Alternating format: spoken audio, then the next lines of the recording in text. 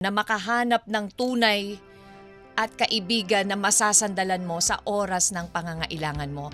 Alam niyo, ka-vibes, 'di ba? Marami sa atin nga katulad ng sinabi ko kanina, lahat naman tayo may kaibigan eh. Lahat naman tayo masaya kapag kasama natin ang kaibigan natin, 'di ba? Lahat tayo napapangiti ng kaibigan natin, pero kung minsan hindi rin natin sila ganun kakakilala pa. Kung minsan doon sa mga ngiti na pinapakita nila sa atin, yung ngiti na yun na nakatago ang lungkot. Katulad na lamang ng ating letter sender for today na si Kay, na ang kwento ng kanyang kaibigan at best friend na si Carla, na despite ng kanyang pinagdaraanan ay may ngiting nakaharap sa kanya.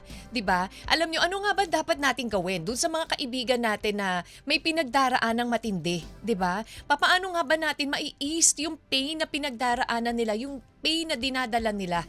Ano ba ang pwedeng gawin ng isang kaibigan? Well, alam nyo, sabi nga ang isang kaibigan, hindi lang handa kang makinig doon sa mga sinasabi niya, kung hindi, handa ka ring dumamay sa kanya kahit wala kang sinasabing salita.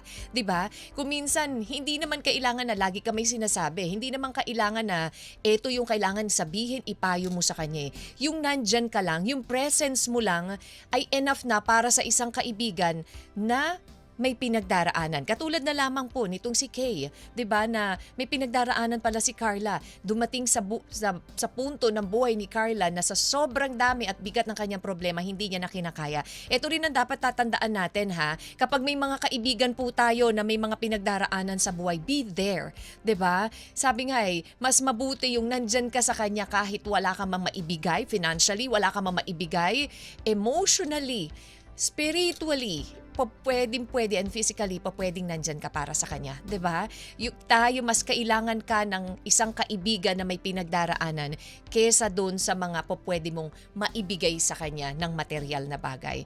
Alam nyo, ang sad dahil akala natin lahat tayo ay alam mo yon, masaya lang, 'di ba? Pero ang sad isipin na meron palang mga taong sa likod ng mga kaligayahan ay may mga pusong nagdurugo. Well, ano ba masasabi mo sa ating sender for today? Ka-vibes, ano ba dapat gawin ni Kay para kay Carla? Papaano niya ba mababawasan yung sakit na dinadala ng kanyang kaibigan?